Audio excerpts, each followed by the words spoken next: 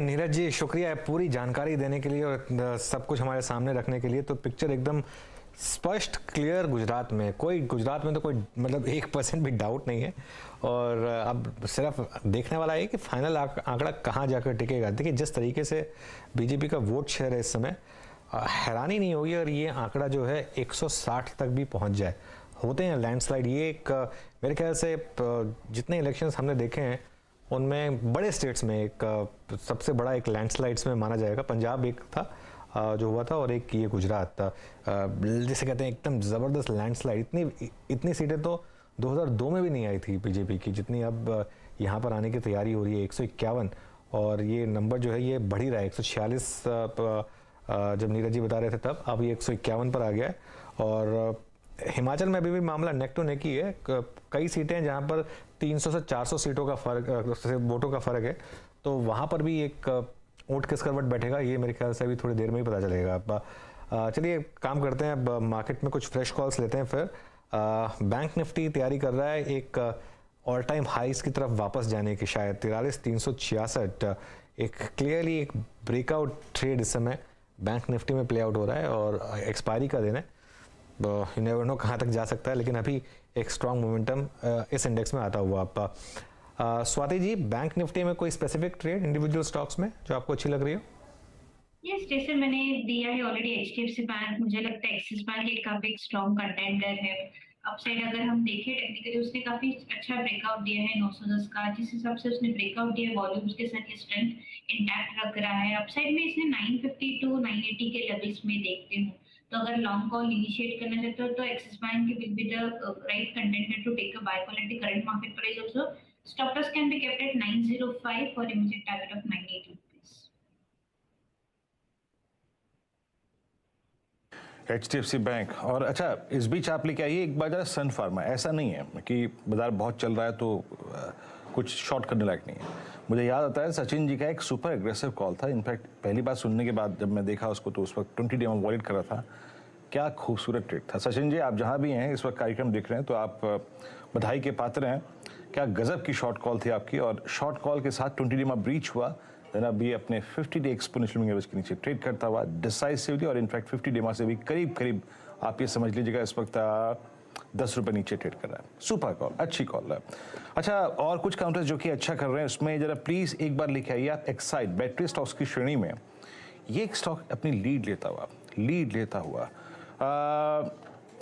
राजेश जी, एक बार जरा अपना व्यू रखिएगा एक्साइड पे। एक्साइड अब 31 मई 2021 के बाद की पूरी हाईएस्ट ट्रैजेक्टरी को क्रॉस करता हुआ डे हाई पर 1% ऊपर है। इस पर आपका व्यू? सूरज जी, देखिए व्यू तो पॉजिटिव है। यहाँ पे काउंटर में स्ट्रेंथ है। अगर आप देखें तो 190 का यहाँ पे बेस शिफ्ट हुआ है। 190 के ऊपर एक साइड का बायस पॉजिटिव होगा। सामने जो पहला रेजिस्टेंस हो रहा है, यानी जहाँ पे कॉल राइटर खड़े हैं, वो 200 का स्ट्राइक है। तो यहाँ पे आप कह सकते हैं कि 190 एंड 200 ये इसकी रेंज है। तो लॉन्ग साइड का ट्रेड बनेगा। स्टॉप लॉस होगा 190, टारगेट 200। चलिए, तो ये कुछ स्टॉक्स इस समय आपके लिए आते हुए, और मार्केट में इस समय एक अच्छा मोमेंटम। और अब बिग मार्केट वॉचेस में हमारे साथ हैं प्रभुदास लीलाधर ग्रुप की CMD अमीशा वोरा। अमीशा वोरा जी, गुड मॉर्निंग। सबसे पहले तो मैं, जब से आपने ये पूरा स्टेक खरीदा, मैं आपसे पहली बार बात कर रहा हूँ, तो उसके लिए आपको बधाई देना चाह रहा था मैं। बधाई हो आपको, और उम्मीद है कि आप इस इंस्टीट्यूशन को, जो ऑलरेडी काफ़ी एक स्ट्रॉन्ग और लीडिंग इंस्टीट्यूशन रहा है, इसको और आगे काफ़ी ऊंचाइयों तक लेकर जाएंगी। Thank you so much. मेरी कोशिश यही रहेगी कि हमारे क्लाइंट्स को हो सके उतना सही इंटेंशन से मार्गदर्शन दिया करें। मैं और मेरी रिसर्च टीम, वही हमारा इंटेंशन रहेगा। उसके लिए बधाई आपको। अब बताइए, मार्केट पर आपका क्या अप्रोच है इस समय? एक मार्केट, इंडियन मार्केट एक ज़बरदस्त आउट परफॉर्मेंस फेज में, कुछ भी इम्पैक्ट नहीं कर रहा है मार्केट को। Valuations, global factors, FII selling, कुछ भी, और मार्केट जस्ट एक वन वे अप। आपका क्या व्यू है इस समय? जिस तरह से आपने बताया कि इंडियन मार्केट आउट परफॉर्म कर रहा है, तो generally out performance momentum money भी चेस करने आ जाता है। तो मेरा मानना है कि अभी भी ये जो मोमेंटम में मार्केट है वो कंटिन्यू रहेगा। and markets will be in fine fettle. But एक चीज रहेगा कि मार्केट वन साइडेड नहीं जाएगा, ये एक रेंज में रहेगा और उसके चलते जो स्टॉक पिकिंग का मजा है मार्केट में वो ज्यादा रहेगा. मतलब कि stocks, select stocks and sectors will give much better return than the overall indices. और एक पॉइंट में नेक्स्ट ईयर के लिए डेफिनेटली ध्यान में लाऊंगी सभी इन्वेस्टर्स के कि इंडिया बहुत ही अच्छा कर रहा है, both as an economy as well as markets.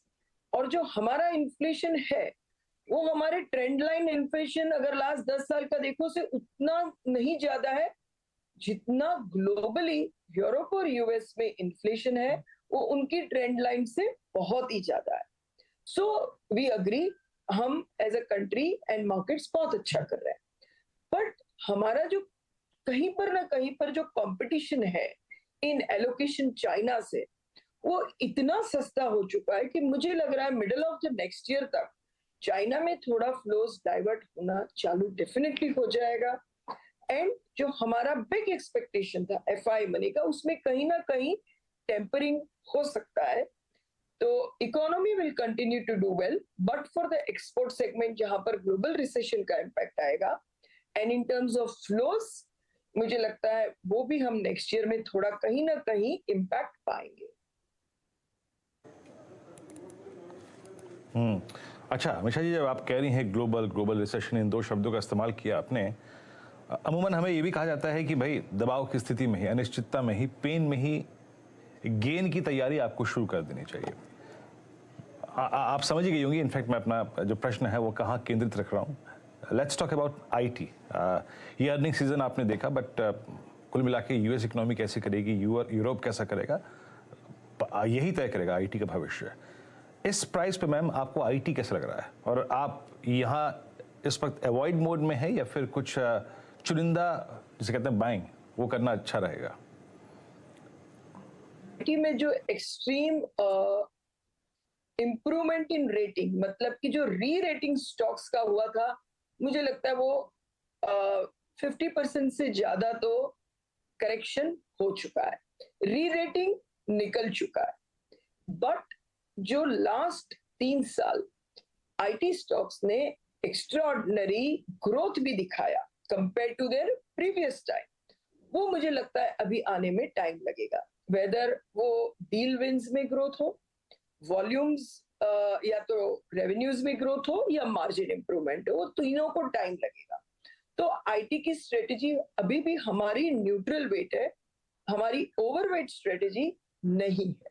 इसमें थोड़ा defence despite being export oriented रहेगा as compared to some of the other sectors जहां पर ज्यादा इंपैक्ट आ सकता है. पर हमारा अभी भी व्यू न्यूट्रल है. ओके, न्यूट्रल व्यू है आपका यहाँ पे. अच्छा मैम, मैं बहुत आसानी से एक प्रश्न पूछ सकता था बैंकों को लेकर क्योंकि हम खुद ही आजकल बड़े आश्चर्यचकित हैं पीएसयू बैंक्स का और उनका बिहेवियर देखकर. ज़्यादातर स्टॉक्स अपने 52 हफ्तों के, 2 साल के, 3 साल के हाई पे ट्रेड कर रहे हैं. लेकिन मैं थोड़ा सा हट के बैंकों से पहले एनबीएफसीज के बारे में पूछना चाहूँगा. एक ज़माना हो गया हमने एनबीएफसीज को डोमिनेट करते हुए नहीं देखा. इस बार B2 का करिश्मा नज़र नहीं आ रहा है. इस बार किसी भी अगर आप देखें चाहे गोल्ड फाइनेंस कंपनी का करिश्मा नज़र नहीं आ रहा है. आप एनबीएफसीज पे क्या व्यू रखती है मैम, और अगर किसी भी एनबीएफसी को लेकर आप कंफर्टेबल हैं और उसका नाम ले सकती हैं तो वो कौन सी होगी? देखिए, मेरा व्यू बहुत काफी टाइम से एक ही है कि लास्ट 10 साल जो रहे वो एनबीएफसी का डिकेड था. आप देखोगे तो एनबीएफसी में लास्ट डिकेड में फिनोमिनल क्रेडिट ग्रोथ आया एंड उसके साथ उनका प्राइस टू बुक जो जहां पर कैटेगरी में था उससे प्राइस टू बुक भी ऑलमोस्ट डबल हुआ. तो किसी का 3.5 था तो 7 हुआ, किसी का 1 था तो 2 हुआ, depending on their book and ROE structure. ये जो डिकेड है वो मेरे हिसाब से बैंकों का रहेगा, एनबीएफसीज का नहीं रहेगा. जब बैंक्स पैरालाइज थी उनकी इक्विटी के लिए, कैपिटल के लिए और बिजी थी अपनी बुक ठीक करने के लिए, तो एनबीएफसी एक्स्ट्रॉर्डिनरी ग्रोथ महसूस कर रहे थे। अभी बैंक्स की बैलेंस शीट बहुत अच्छी है और उसकी वजह से मुझे लगता है कि ये जो एक्स्ट्रॉर्डिनरी वैल्यूएशंस है वो नहीं टिकेंगे और नॉर्मल ग्रोथ मिलेगा। तो मेरा व्यू है कि bank is better bet, but select NBFC growth नहीं करेगी ऐसा मेरा मानना नहीं है, पर नेक्स्ट लास्ट डेकेड जितना फिनोमिनल ग्रोथ नहीं आएगा। That is having said that, particularly in banks also I would like to say कि लास्ट 3 साल में या 2 साल में with in private sector bank किसी ने बहुत अच्छा लीडरशिप ले लिया एंड जो लीडर थे वो मर्जर या किसी की वजह से थोड़े साइडवेज है। मुझे लगता है वो phase of sideways of the leader also will and soon and this year that stock should give much better return is my belief. Apart from I feel कि PSU banks will continue to be in favor for next 2 to 3 years. चलिए अच्छा अमीषा जी, तो एक और sector जहां पर हमने एक काफ़ी बड़ा मूव देखा है वो है ऑटोमोबाइल।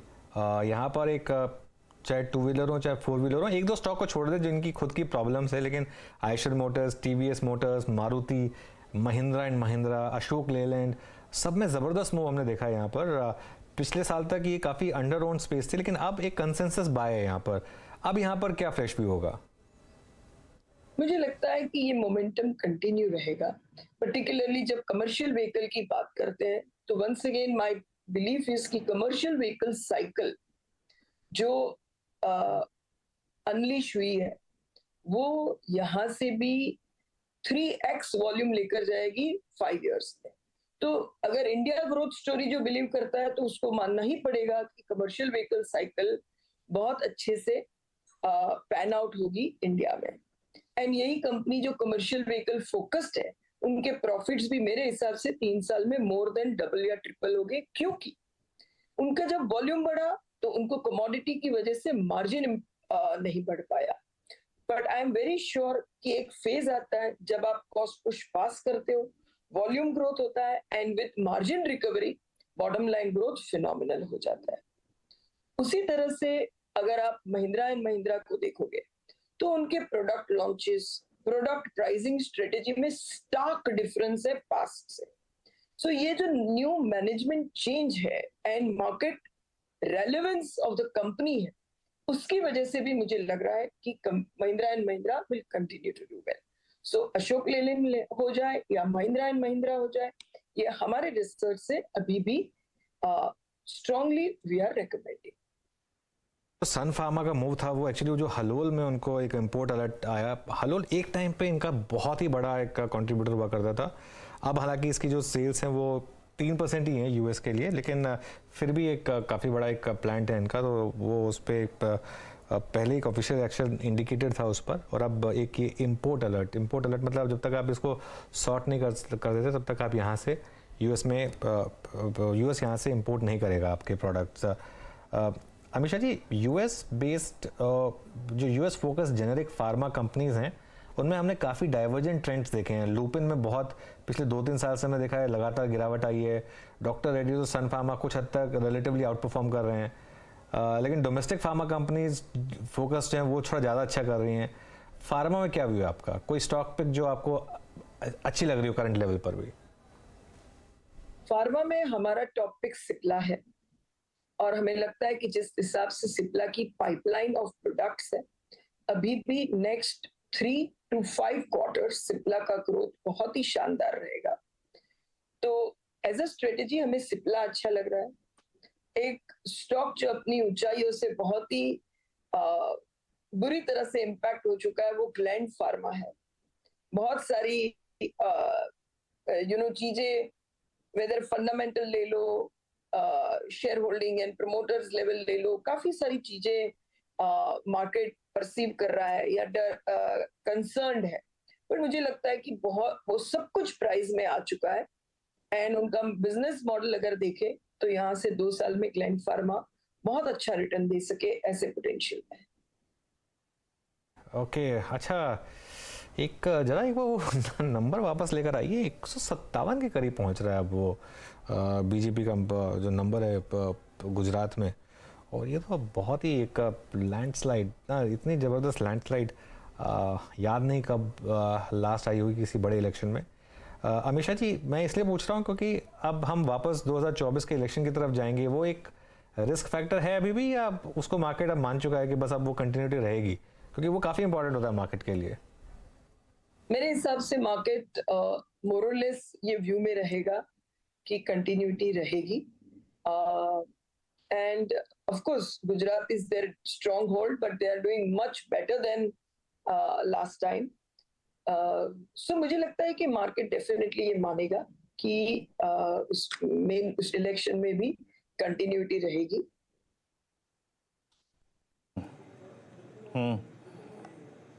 अच्छा मैम, अभी अब मैं सोच रहा था कि वो प्रश्न ना पूछूं, लेकिन अल्टीमेटली पूछूंगा ही। कोई पीएसयू बैंक अभी भी जो आप लोगों को लगता है कि यहाँ से पैसा कमा के देगा, जिसे चेज करना चाहिए अभी भी, या फिर जो है उन्हीं में से सबसे प्रेफर्ड वन कौन सा है आपका?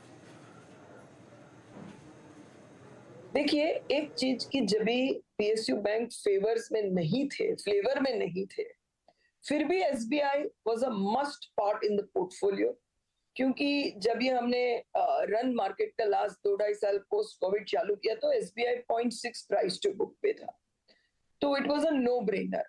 अभी भी उसकी क्वालिटी स्पेशल है, तो मैं एसबीआई को as a turnaround case नहीं मान रही हूँ, and it will continue to perform. कोई टर्न अराउंड केस में कहीं पर देख सकते हैं तो मुझे अभी भी लगता है कि पंजाब नेशनल बैंक देख सकते हैं, क्योंकि उनकी ग्लोरियस डेज से इन terms of both I would say performance and valuation, that is price to book बहुत ही नीचे है, और इतना एसेट में राइट ऑफ है कि मेरे हिसाब से थोड़ा राइट बैक आने से भी गेम टोटली चेंज हो सकता है।